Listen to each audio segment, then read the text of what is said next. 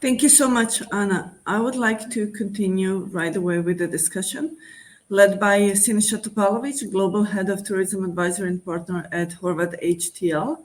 Horwath has been supporting AHF and IDEEA for a really long time. Sinisa, it's really great to have you here with us. I'll leave you because we're already running late, so let me leave the stage to you. Thank you, Marina. So it means that basically we can finish right now. Anyway, so Marina, thank you very much for the intro. Anna, thank you very much for the keynote and for the setting the scene.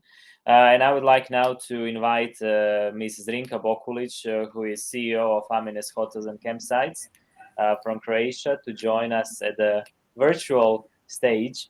And in addition to Zrinka, also Mr. Alexandros Vassilikos, who is CEO and owner of AIROTEL Group from Greece. Hello, Alex. Hello, Zrinka. Hello. Thank you very much for joining. And yeah, as Marina said, let's jump straight to the main question. Zrinka, tell me about the summer season 2022 in Croatia. Your top line thoughts about how reservations are developing and what are your expectations regarding summer season 2022. 2020, yeah. 2020 is, thank God, behind us. And hopefully it will never happen again. Right. So we are quite positive about this season, and our expectations are according to the bookings, and they are really picking up quite well. As Anna showed us, we saw the significant drop in demand by the end of February, but the markets really recovered quite fast. And now our bookings are picking up at quite expected pace that is almost comparable to 2019, which was for Croatia the absolute top year in last decade, I'd say. So the expectations and outlook is really positive. Thank you, Zrinka. And what about your, Alex, situation in Greece and looking at your hotels and this Greece destination? How is the situation right now? Well, I would say that we're in a quite similar position. We did feel, of course, with the outbreak of this tragic war in Ukraine, a big loss in the trend of reservations. But as Anna showed before, it picked up quite fast. So we are looking at a good season. It is hard to say how the outcome will be for hoteliers. The outcome will be good at a national level because we see a high demand. We see Greece in a totally different state of mind on the consumer's point of view. I think we have gained through the COVID period in trust on the general public. And this shows in the trend of the reservations. That being said, we don't know the rising costs, how they will affect that by the end of the season, the way we run the hotels. So we are confident about this year, but I think the main challenges are in the mid and long run, and this is what we need to assess since at the end of the day, we're in May already. There are very few things you can do for this season. So you need to focus on the trends and on the general trends in order to see how you will adjust for the years to come. Thank you, Alex.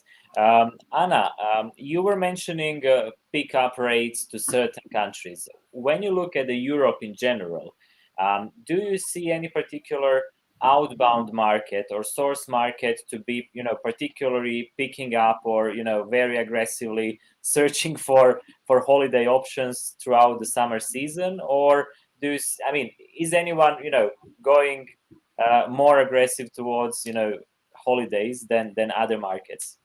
It depends on the destination. So, for example, we do see much more demand from US to Caribbean destination. But when we're talking about Europe, what we can see is a drop in German and UK demand from main European destinations. Okay. But in general, we also see very positive numbers. The recent change, as I already showed also in the presentation, in the ranking of the origin market to some specific destinations. But in generally, the numbers are very close to 2019. Yeah.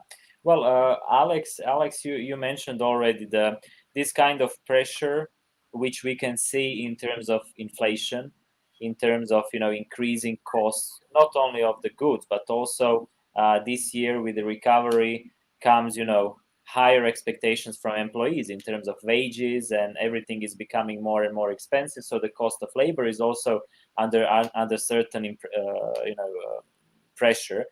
Zrinka, how is Croatia, and how is, I mean, not only Aminess, but generally speaking, Croatia, how is what's expected situation in Croatia regarding this inflation? To which extent hoteliers have calculated or managed or hedged increase of the costs of the electricity, gas, etc., into the whole story? Obviously, we are going to have increase of number of guests, but financially, what's at the end of the tunnel? Well, we were able to foresee some of the increasing costs already by the end of the last year. This is labor cost and some of utilities costs, but there are changes that are happening on the market every day, especially, for instance, now food is the issue, or all small inventory, or consumables that are being spent on daily basis in our hotels. We have foreseen up to certain level, and we have to just manage more carefully and look for each and every dime, to turn it around twice before spending it, and really to work a lot with our staff so that they have this a vision of the cost, and that they realize that they can also influence on the result of the company. And of course, to leave then the company more of the assets to increase their salaries. To which extent it's going to be able for us to maintain certain level of results is something that we are going to discuss at the end of the year. But I believe that many investors and the owners of the company must be ready to and to expect that this inflation is going to have a certain impact on the EBITDA and the overall result this year, maybe even next. Okay, Alex, I mean, the same question. I would like to compare. Maybe the situation is slightly different in Greece, or probably the same. Yes, well, I don't think there are any countries that can escape the major trends concerning inflation and rise of costs. So I think we're all in this together. The main, again, here, the main challenge will be to adapt to the new trends, to make sure that you are energy efficient. It's not so much a matter of how much you pay the energy; it's how much energy you consume. So, like I said before, there are very few things you can do for this year. But what you need to do is to invest in infrastructures, in energy saving. I'm taking energy as an example, but it's a good example of how we need to look at things in the long run and need to adapt to these trends. Because if there is one thing we learned from the COVID crisis, it is obvious to everybody now that cycles will be more abrupt and will happen more often. So we need to find adaptation tools, and this is the most important thing that we need to do. I think that the hotel business did prove during the COVID that it could adapt. It could adapt to all the new difficulties, all the health and safety, and we did a very good job in Greece, and as far as I know, in the neighboring countries as well. But it's very important to find a way to adapt, and there, I don't think there will be now, we won't go through decades of calm waters. There will always be disruptions, and disruption for me is the new evolution. Disruption is not a term that we use anymore. Disruption is the new evolution. So this is how things will go now. the cycles will be faster, will be more abrupt, and we need to adapt. Absolutely, I agree with you. With this new situation or new landscape where we have in costs, we are going, which are skyrocketing. We are having issues with sourcing labor force, and also at the same time looking at Anna's numbers, where we had comparison of the hotel prices, we see that Croatia and Greece are leading the pack with highest average prices in all segments, from 3 stars through 4 stars down to up to 5 stars. Croatia and Greece are on top when we speak about prices, from in the summer season, not the rest of the year, but summer season, yes. What are your expectations? Are we going to? How hoteliers are going to approach the situation? Whether they are going to defend GOP on cost, through cost cutting, or we are going to play with the price, or we are going to, accept lower GOPs, but without affecting guest experience, because this year is going to be a lot of question marks, and depending on owner's strategy, there will be certain impacts on guest experience or certain impacts on financial bottom line of the company at the end of the year. So what do you think is gonna be more probable scenario or more probable choice of hoteliers? Are we speaking about cost cutting, influencing guest experiencing, or defending GOP? I think it's going to be a combination of everything, because none of the solution you just put on the table is a good one. I mean, nobody wants to deteriorate the guest experience, because this is out of the question. This is just so short-sighted, and it works just for 1 year, and next year the market is going to punish you severely. So this is out of the question.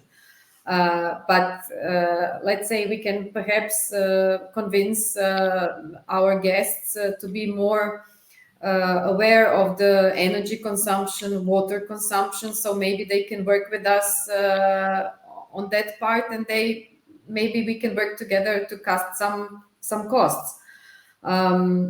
We can pack it into ecology awareness and work with our guests together as partners on that one. Of course, we have to cut some costs, but we have to be really, really careful on that, not to damage the product. But at the same time, we have to work on the prices. But as we have seen in these tables, I think that Croatia and Greece are on the top of these tables. Not only that we are just increasing prices without any reason, but it's because we had a really lower start compared to other destinations on the Mediterranean. And this is one of the things that we have to really consider as an important fact. Everybody is saying Croatia is expensive, we have high prices. Well, this is only partially true. We have maybe high prices for some products that are not up to the quality of these prices. But for the most of the hotels, I'd say that our prices are only now picking up on the right level. Yeah. Thank you, Zrinka. Obviously, the same question for you, Alex. How do you see this situation in Greece? How many hoteliers are going to pursue which strategy? Well, I think Zrinka answered it very cleverly. You cannot go on one side only. The speed of information today is such that you cannot take such a risk. You need to make sure whether you're an expensive or a less expensive product. What is very important is the value for money you offer. It is not a bad thing to be expensive as long as what you offer is worth the money the client is paying. Therefore, we will definitely feel a fall in the GOP in the hotels this year. I think that everybody feels this already, but this does not mean that it has to be the client that will pay this in terms of value. So again, We will go through this year. We went through very much more difficult years over the past 2 years. We probably won't have a very profitable year, but it is very important to maintain the quality of the products and the confidence of the markets, because we are still in a. We have to look at things. It's very early to have long-term prospects. We don't know when everything will calm down, and hopefully the war will stop very soon, and markets will open. Because let's not forget that we're still speaking in a market today where we do have an opening, and it is a pleasant surprise towards the Western markets, mostly the American market, but the Eastern market is almost completely closed.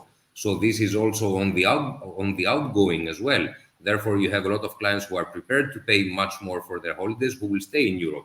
All these are factors that are very difficult to understand presently, but we need to invest. We need to do our best this year, protect the value, protect the customer experience, and then at the same time do a lot of work on what we have done in Greece with a lot of studies during COVID for accessibility, for upskilling, reskilling of personnel, for technology use, the better use of technology, and like Zrinka said as well, sustainability practices. Because at the end of the day, and I don't want to take too much time, but at the end of the day, what we see is that the trends we had pre-COVID, but they were like nice to have trends, 5-10-year plans for sustainability in 2030, in 2050, they have come much closer. This is the main takeaway from me in a positive way from the COVID era. We are going much faster towards trends we already knew. There were digital nomads before the COVID as well, but they come much faster now. So we need to adapt to the speed. Yeah. Speaking about adaptation and speaking about speedy changes, obviously air transportation is extremely sensitive, extremely fast reacting sector. And we have seen that during the COVID, air accessibility was basically reset. We are in 2022, almost starting from the beginning. Some of the destinations, resetting the accessibility, and obviously not everyone is equally successful. And we have seen number of destinations, not only on Anna's slide, but from my experience as well. When I look at the CE region, we are seeing number of airports and destination which still are missing pre-COVID air accessibility frequencies and capacity of the seats. How and what, Anna, destinations should do and approach this resetting or re-establishing air connectivity? What should be the model, and how to restart? Because obviously just waiting for airliners to come and knock on your doors is probably not the best strategy, right? Yeah, definitely. Of course, my suggested solution will be based on data. You need to understand what's going on, to see the impact of different events, to see how actually your destination is connected with different origin market. Usually what we do, how we help destination in this, by analyzing different data sources, we can identify new trends and identify the demand that come from different origin markets. So this helps us to understand and to put in relation the demand in front of the connectivity. And we will find the gap. For example, we have demand from some specific market. However, we don't have any direct flights from that connect this market with my destination. So what we can do is to prepare, actually, we also have a case study based on this information. I'm sorry, just a minute. Yeah. Okay. Yeah. Anyway, Anna. I'm sorry for that. So just based on this, so what we are doing is we analyze the demand, we identify the gap between the connectivity and the demand, and help destination to come with this data to the airlines in order to negotiate the opening of the new route. If you just come and think, I want to open something without any base, it won't be easy to convince the airlines. But with something in hand, with real number, from different data sources, and up-to-date information, destination can manage better, the opening of the new routes, to identify and also to negotiate with the airlines in order to open this new route and connect the market that show the interest to come to a destination with the destination. Yeah, well, as logical as it seems, unfortunately, in many cases, this doesn't happen. So I really hope that with emergence of big data, this kind of practice will become more and more mainstream. But yeah, anyway, going to another question which I wanted to ask, and Alex basically mentioned it, is basically this retrospective about last 2 years of COVID, of all kind of trying to survive stages and periods of life and business. Obviously, during this period, something happened, and we learned something. Probably learnings during COVID were probably the best assets for the whole industry for the period in front of us. So, Zrinka, what would you say? What are the best learnings or best experiences and some of the preferences which you saw on the market, or something that you picked up during COVID that you think is going to have lasting value or lasting trend in the years to come? Well, in general, it was good to know that people want to travel no matter what. So for us in the industry, this was a kind of relief, because even in 2020 we had a season. It was very short, but it was quite good. Last year this happened, but of course the season was longer, and it went all the way through to the autumn. So I'm very confident that people and the demand for vacation is stable. What we have seen is that people are now asking more for some form of not isolated, but let's say more individual accommodation, so to say, kind of like mobile houses or private villas or apartments where they can build their own little life on a vacation. But still, the hotels were just as well working good, although people were trying to avoid the biggest crowds during meals. But that's kind of normal. The next trend was that people were not changing many hotels and destinations, but choose to stay more or longer in one destination and in one hotel or apartment. And we see this trend going on now in this year. Especially this was visible in our southern destinations like Korčula and Orebić. And this was interesting for us because especially Korčula had the average stay in some of the hotels of 2 nights, and now this prolonged to 4 or 5 nights, which is doubling. And of course for us is this making the hotels operations much more simple. And this was a good and interesting thing for us. And I think that we have also been able to get hold on some new clientele or new markets, I would say, which didn't know about Croatia or didn't pay much attention to Croatian offer. Because they were traveling to Italy, France, Spain, or even long-haul destinations. Greece as well. Greece, maybe Greece, yes. Yeah. But instead they decided to visit Croatia. Those were really good guests. And many of them were positively surprised about the demand, about the offer that they have seen in Croatia. And I think if we were smart enough, they will come back. Okay, thank you, Zrinka. Alex, the same question. Last 2 years and some of major takeaways from your perspective. The first thing is I'd love not to have been through the last 2 years, but I think there are more of us here. If we go back to March 2020, when we decided with the government to close down all hotel operations in the country, it was at that time a really uncharted waters.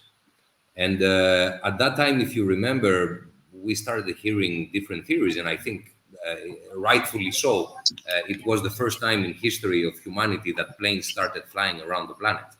And then we started hearing, okay, tourism will never come back again, mass tourism will disappear, charter flights will not exist after COVID, etc., etc. What we saw, and very soon, because like Zrinka said, we saw it in 2020 for a short period of time, but we saw it, is that tourism had a very strong rebound, meaning that, and it was said from one of the previous panelists, we are social beings. And this is the most important thing. And if we combine now two completely different things, look at the confidence there is today from investors in tourism products, in hotel products. It was not like that in 2019. And it is a kind of a paradox to see today this huge interest of funds to invest in hotel businesses after being closed for 2 years. But this shows the rebound. So for me, we like I said, I think that we are getting further away every day from this from these theories of seeing a completely different trend of travelers post-COVID than we had pre-COVID. We definitely see an acceleration of the trends that we had planned for 5 or 2 or 10 years ahead. We see them happening today, and this is the big challenge for everybody. On the other hand, we have to say that the tools are here. The Europe has put on the table humongous amounts of money to act as catalysts and accelerators to help these trends, whether it's sustainability or technology and so on. So again, for me, the biggest takeaway from the COVID era is not to consider that things will be as usual and business as usual will come back. There will never be business as usual again. There will be a constant change in trends and a constant speed to follow up. And this is the biggest challenge that we need to adapt to, because we used to have models that you would build an all-inclusive hotel and for decades you would follow the same model. This doesn't exist anymore. Like you said before, you went from 1 or 2 nights to 4 or 5. It's a completely different model. Clients who stay 5 nights have completely different needs than the ones who stay 1 or 2. So all these means that in the operations of your hotel, you need to reinvent your hotel. I won't say every year, but very much more often than Almost. Yeah. Almost. Well, I think, Alex, you properly wrapped up everything. You know, in a few sentences, you wrapped up the whole discussion. Our time is unfortunately up, so we need to cut further discussion. Although I have few more questions, but we'll leave it for some other time. we live in Athens. Yeah, exactly. We'll catch up and continue in Athens. Alex, Zrinka, Anna, thank you very much. If I need to wrap up everything in one sentence, I would say, obviously, we are looking towards optimistic summer season, and we need to adjust the changes. And with this, I'm leaving floor to Marina, and thank you very much.